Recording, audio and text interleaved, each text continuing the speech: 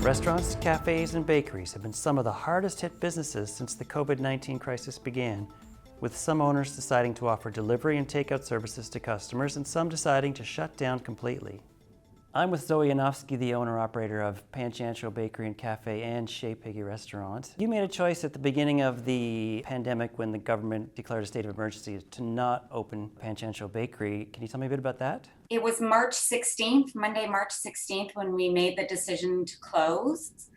And we closed quite quickly. We sort of met during the day, and we had been upping our ante within both establishments in terms of sanitization and all that. And it all happened over the course of maybe 3 days. And it just became clear that seemed crazy. I think we were maybe hours before the government officially closed all non-essential businesses. And so we remained closed until just last week, where we began this online shopping experience for Pan Chancho Bakery. Chez Piggy also remains closed. The buildings remain closed, so it's curbside pickup and delivery. Did you decide to completely close down takeout at the beginning? Yeah. If the directive was for everyone to stay home, that was important for us to do as well, because in order for us to cook and provide takeout, we need to congregate within our own building and come from other households to be there. And that just didn't jive with everybody's feelings, including mine. We have a pretty strong culture within the business of communicating as a team and as a group, and decision-making as a team and as a group. I mean, I ultimately have the decision-making in my hands, but, I have all these wonderful managers and staff for a reason, because I trust them. And people were scared, and it seemed to me, as scary as it was, that was the best thing to do. And we really did truly hunker down at home, and I stayed in touch with everybody, and made sure people got on Serve and delivered groceries to all my staff. I laid off 120 staff. So can you talk to me how you supported them through this period? Yeah. So I think the first steps were just sort of there were lots of people I didn't even get to see before we closed, because the staff is large at both places. It was a system of phone calls and texting and emails and group chats. And I think everybody really understood what was going on. I don't think it surprised everybody. It was surprising to me how as a whole, everyone was really relieved to be closed and thought it was the right thing to do. And that made me feel a little bit better about having to do that, about having to make that decision. Very quickly, we helped people get on Serve, and I sort of spent a couple of days alone, probably more like a week alone in the bakery, sort of going through refrigerators and freezers and putting together packages and delivering them to everybody that I could. And, we have some people who have language barriers on our staff, so it was helping them get organized with the government rollout for financial assistance. And everybody did, and I believe that program rolled out very efficiently and quickly, given the scope of what they were trying to do. Lots of phone calls from customers. Are you open? Are you closed? We're closed. I had incredible support from the community in general. Just heartbreaking. Yes, let's talk. And terrifying, because our business relies on customers. It relies on a certain amount of congregating. And I think that you just, if you're trying to self-isolate during a pandemic, the two just don't go hand in hand. I did watch over the weeks. We were closed for almost 7 weeks. And it was about 5.5 weeks where I started to reach out to my management team. So there was myself and 10 of us who I had written down sort of pages of notes of what I thought we could do from Pan Chancho, because it is a store setting, and sort of made individual calls to see that people were comfortable. Were they healthy?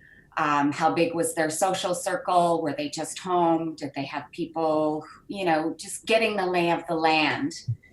And everybody was very keen. And so we literally changed our business model in about, 10 days and launched this somewhat gigantic store online. The impact of this on you, you said it was terrifying. Can you tell me how this changed you in the last month? Chez Piggy Restaurant and Pan Chancho Bakery are my business. They're a family business. They're a small business, 120 staff, as I said. So they are part of my extended family. I'm responsible for all of those people. And there is a certain dollar number required just to be closed. And it's not small for the 2 buildings and that number of staff. They're big buildings.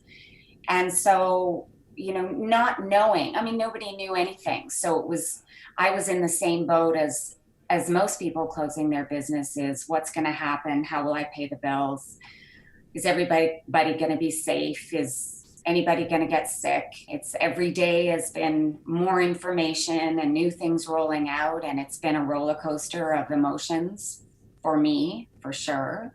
So lots of worry for the future, and how will we recover, and how will we come back, and when will we come back, and what will it look like, and will there even be a restaurant industry, when all of this sort of starts to open up again. How many staff have you brought back? There's maybe 3 come back in the dessert kitchen, 4 or 5 at different times in the main kitchen, and 4 bread bakers, and they work alone overnight. And then there is myself and basically 10 other managers at different times.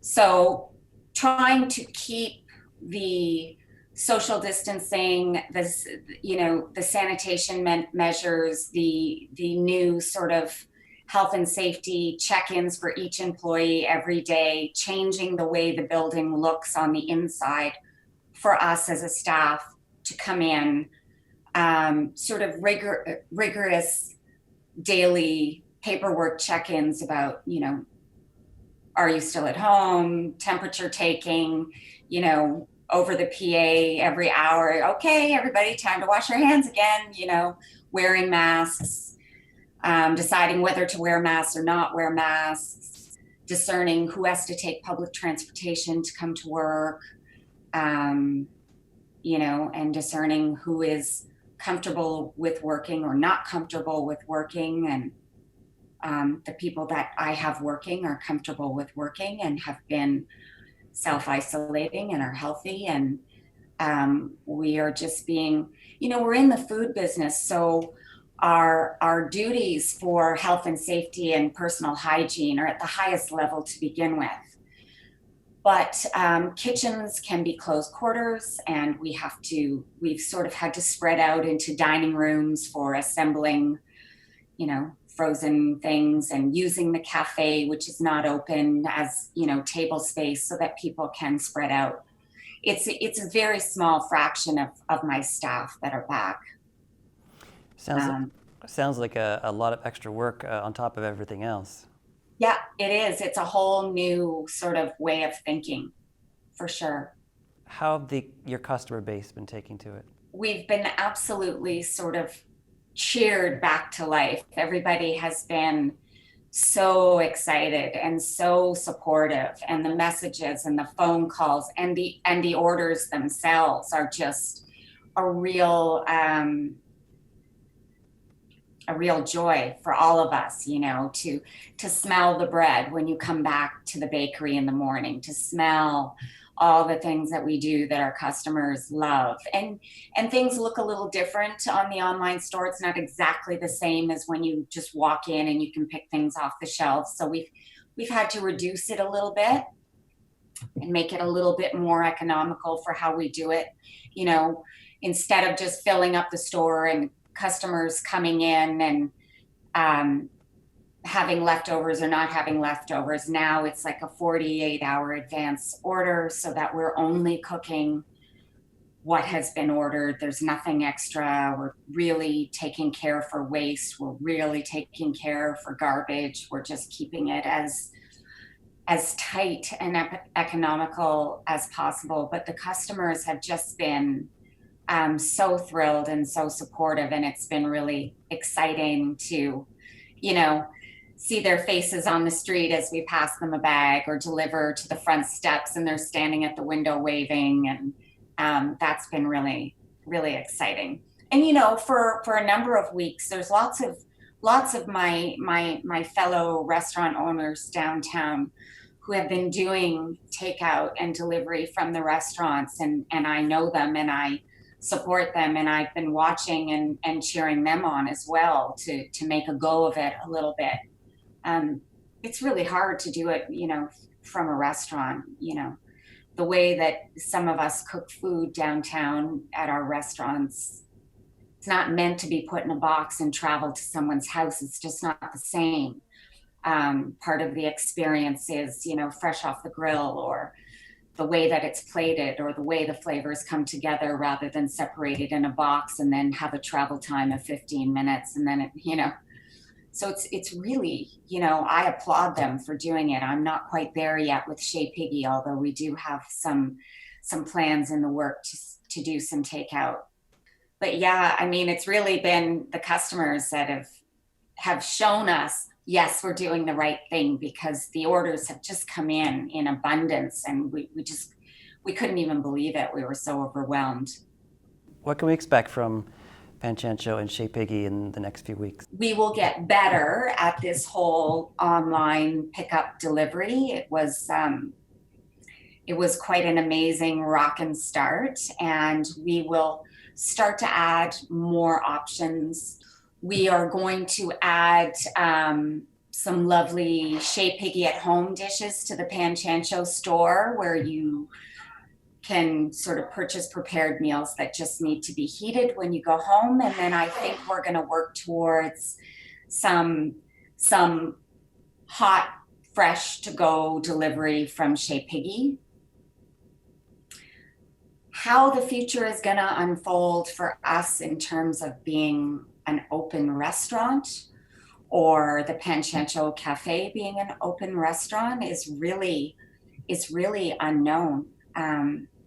I'm fairly certain that the restaurant industry itself is going to be sort of much further down the line in terms of opening, because restaurants are gathering places, and how to navigate that is part of the fear, right? How do we invite people into our establishment? Is anybody going to have any money, that they want to go out and eat? Are people going to want to go out and go into someone else's building? These are all questions that are unknown. I think that when restaurants do have some of the restrictions lifted, they will still be very highly restricted. They may, have 50% capacity. I'm hearing some things about maybe only opening patios in the beginning at half capacity. I'm hearing about a movement to close down Princess Street so that some of the restaurants can use the space for their patios slightly more spread out. We are lucky enough to have 2 gorgeous patios, so that's a real viable option for us. And we certainly won't have any tourism in Kingston, which is huge for our businesses. So we're going to have a summer and a year without tourism and without visitors. which I'm not sure we necessarily want people traveling around just yet because it, weirds everybody out. We don't even know if we want visitors from other cities in Canada. Like nobody's quite sure each day what we feel about it. But I think there's a place. I think through this and beyond this, if I and our two establishments and some of the others can hang on and get through and have some income in the interim with this takeout and delivery process, that I think there's absolutely,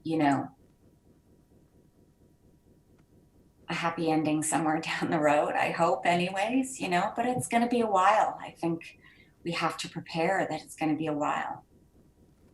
Zoe Yanovsky, thanks for joining me. Appreciate it. I hope that happy ending comes soon. Thanks a lot. Me too. Stay safe. Okay.